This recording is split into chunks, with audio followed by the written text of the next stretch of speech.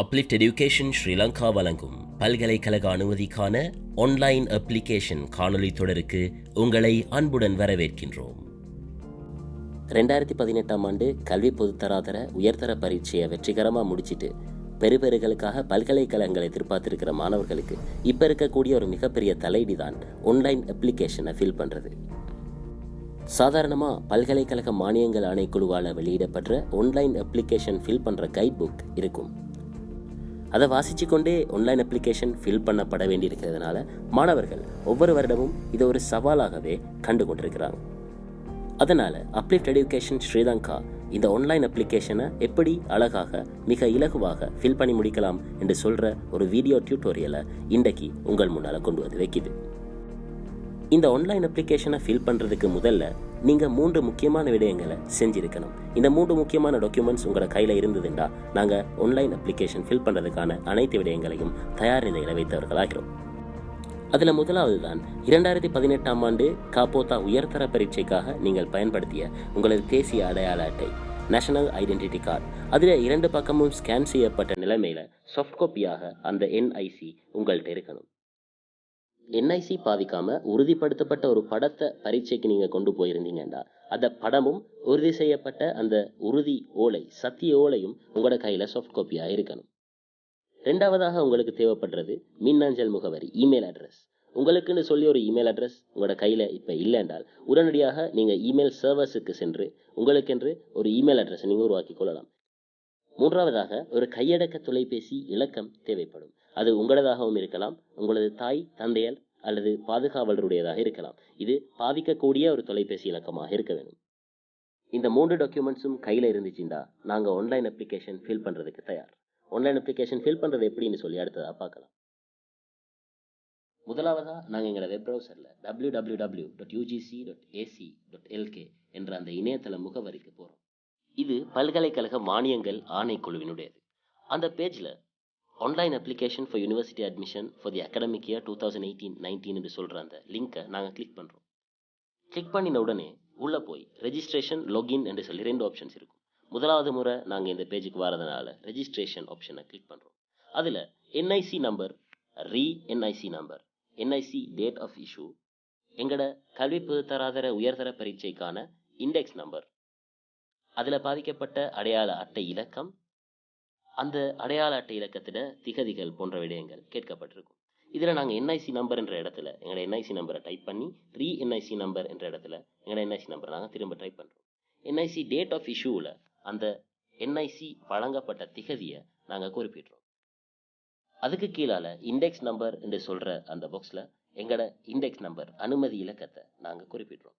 இந்த அனுமதி இலக்கத்தோட சேர்த்து எந்த வகையான அடையாளத்தை நாங்கள் காப்போத்தா உயர்தர பரீட்சைக்கு கொடுத்தோமோ அந்த அடையாளத்தை நாங்கள் செலக்ட் பண்ணுறோம். தேசிய அடையாள அட்டையாக இருந்தால் என்ஐசி என்ற அந்த இலக்கத்தை மீண்டும் தெரிவு செய்து எங்களோட என்ஐசி நம்பரை நாங்கள் அந்த இடத்துல குறிப்பிடுகிறோம்.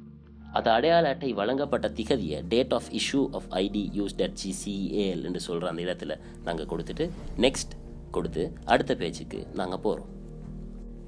ரெஜிஸ்ட்ரேஷன் டீட்டெயில்ஸ் என்று சொல்லக்கூடிய அடுத்த பக்கத்துக்கு நாங்கள் வந்திருக்கிறோம். இங்கே மொழி இங்கிலீஷ் என்ற இடத்துல இதில் இருந்தாலும் தமிழ் அல்லது சிங்களத்துக்கு மாற்றப்பட முடியும். தமிழ் சிங்களத்துக்கு மாற்றினாலும் நாங்கள் டைப் பண்ண வேண்டிய விடயங்கள் அனைத்தும் இங்கிலீஷ் பிளாக் கேபிட்டலில் தான் கொடுக்க வேண்டி இருக்கிறதுனால நாங்கள் இங்கிலீஷையே இங்கே பாதிக்க போகிறோம். உங்களோட பெயர் மற்றும் ஏனைய சின்ன அந்த தகவல்கள் ஏற்கனவே நீங்கள் கொடுத்த நேஷனல் ஐடென்டி கார்டு நம்பரில் இருந்து அது எடுக்கப்பட்டிருக்கும். உங்களது டேட் ஆஃப் பர்த் இங்கே கொடுக்கப்படணும். டேட் ஆஃப் பர்த்தை நீங்கள் அந்த இடத்துல செலக்ட் பண்ணி கொடுத்துக்கொள்ளலாம். அதோட உங்களது பிளேஸ் ஆஃப் பர்த், உங்களது மாவட்டம், எங்கே பிறந்தீங்கன்னு சொல்கிற டீட்டெயில்ஸையும் நீங்கள் அங்கே கொடுக்க வேண்டி வரும். அடுத்ததாக சிவில் ஸ்டேட்டஸ் என்று சொல்கிற அந்த இடத்துல அன்மேரிட், மேரிட் என்று சொல்கிற அந்த ஆப்ஷன்ஸில் சரியான ஆப்ஷனை செலக்ட் பண்ணிவிட்டு பால், ஆனா பெண்ணா என்றதையும் நாங்கள் அடுத்த ஜெண்டர்னு சொல்கிற அந்த ஆப்ஷனில் எடுத்து கொடுக்கணும். அடுத்ததாக அவங்க கேட்டிருக்கிற ஒரு முக்கியமான விடயம்தான் scan copy of your ID என்று சொல்லி ஒரு ஆப்ஷன் இருக்கும். நாங்கள் முதல்ல சொன்னது போல் ஐடி, நேஷனல் ஐடென்டிட்டி கார்டு, தேசிய அடையாள அட்டையில் ஸ்கேன் பண்ணப்பட்ட கொப்பிகள் வைக்கப்பட்டிருக்கணும். ஏற்கனவே எடுத்து வச்ச அந்த கொப்பியை நாங்கள் இங்கே சூஸ் ஃபைல் என்று சொல்கிற அந்த ஆப்ஷனூடாக எடுத்து ப்ளேஸ் பண்ண போகிறோம். அடுத்ததாக லாகின் டீட்டெயில்ஸ் என்று சொல்லி ஒரு ஆப்ஷன் இருக்கும். அதில் உங்களோட இமெயில் அட்ரஸ், மின்னஞ்சல் முகவரி கொடுக்கப்படணும். அந்த மின்னஞ்சல் முகவரியை கொடுத்துட்டு அந்த மின்னஞ்சல் முகவரியை மீண்டும் ஒரு முறை என்டர் பண்ண சொன்ன அந்த இடத்துல மீண்டும் ஒரு முறை என்டர் பண்ணணும். அதோட உங்களோட தொலைபேசி இலக்கம் மொபைல் ஃபோன் நம்பர் கேட்கப்படும். அந்த மொபைல் ஃபோன் நம்பரும் அங்கே டைப் பண்ணப்படணும். மீண்டும் ஏற்கனவே நாங்கள் குறிப்பிட்ட அந்த மின்னஞ்சல் முகவரி போல மொபைல் ஃபோன் நம்பர் டைப் பண்ணப்பட வேண்டும். அதன் பிறகு உங்களோட பாஸ்வேர்டை நீங்கள் கொடுக்கணும். ஒரு புது பாஸ்வேர்டாக இந்த பாஸ்வேர்டு அமையலாம். தயவு செய்து இந்த பாஸ்வேர்டை நீங்கள் எல்லாரோடையும் ஷேர் பண்ணிக்கொள்ள வேண்டாம். அந்த பாஸ்வேர்டு மீண்டும் ரீஎன்டர் பாஸ்வேர்டு என்று சொல்கிற அந்த இடத்துல பாஸ்வேர்டு என்று சொல்கிற இடத்துல அந்த பாஸ்வேர்டு இன்னொரு முறை டைப் பண்ணப்பட்டு உங்களது பாஸ்வேர்டும் உறுதி செய்யப்படும். பாஸ்வேர்டு வைக்கிற நேரம் முக்கியமான ஒரு சில விடயங்கள் கவனிக்கப்பட வேண்டும். ஒன்று, அது உங்களுக்கு மறக்கக்கூடிய ஒரு பாஸ்வேர்டாக இருக்கக்கூடாது. என்றால் நீங்கள் 2வது அல்லது 3வது முறை அந்த பேஜுக்கு லாகின் செய்ய வேண்டிய தேவைகள் ஏற்படும். எனவே அது மறக்காத ஒரு பாஸ்வேர்டாக வைத்துக் கொள்ளுங்க. பாஸ்வேர்ட் சம்பந்தப்பட்ட விவரங்கள் பாஸ்வேர்ட் ஆப்ஷனுக்கு பக்கத்தில் இருக்கும் அந்த ஐ பட்டனில் காணப்படும். அந்த ஐ பட்டனை நீங்கள் கிளிக் பண்ணுறதனூடாக பாஸ்வேர்டு எப்படியாக அமைய வேண்டும் என்று சொல்கிற அந்த டீட்டெயில்ஸை நீங்கள் எடுத்துக்கொள்ளலாம். இந்த விவரங்கள் எல்லாத்தையும் நிரப்பினதுக்கு பிறகு டேர்ம்ஸ் அண்ட் கண்டிஷன்ஸ் நிபந்தனைகள் அந்த பகுதியில் கீழே இருக்கும். இதை நாங்கள் வாசித்து முடித்த பிறகு ஐ அக்ரி என்று சொல்கிற அந்த ஆப்ஷனை கிளிக் பண்ணிவிட்டு கன்ஃபார்ம் பண்ணணும். கன்ஃபார்ம் நாங்கள் பண்ணினோம் என்றால் எங்களுக்கு நாங்கள் கொடுத்துருக்கிற அந்த தொலைபேசி இலக்கம் மற்றும் மின்னஞ்சல் முகவரி இமெயில் அட்ரஸ் ஆகியவற்றுக்கு எங்களுக்கு ஒரு confirmation mail and code text வரும். இந்த 2 விடயங்களையும் வைத்து நாங்கள் எங்களோட கன்ஃபர்மேஷனை செஞ்சு கொள்ளலாம். இமெயில் அட்ரஸ் மற்றும் தொலைபேசி இலக்கத்துக்கு வந்திருக்கக்கூடிய இந்த கன்ஃபர்மேஷனை நாங்கள் இப்போ செயற்படுத்த போகிறோம்.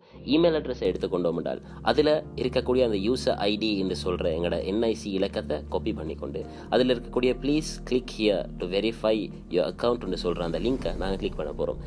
அதை கிளிக் பண்ணினா ஆக்டிவேட் அக்கௌண்ட்னு சொல்கிற அந்த விண்டோ எங்களுக்கு ஓப்பன் ஆகும்.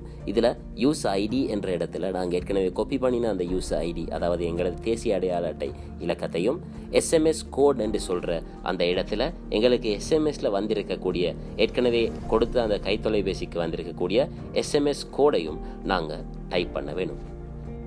நாங்கள் டைப் பண்ணி முடிச்சிட்டோம்டா your account has been successfully activated என்று சொல்கிற ஒரு விண்டோ எங்களுக்கு அங்கே வரும்.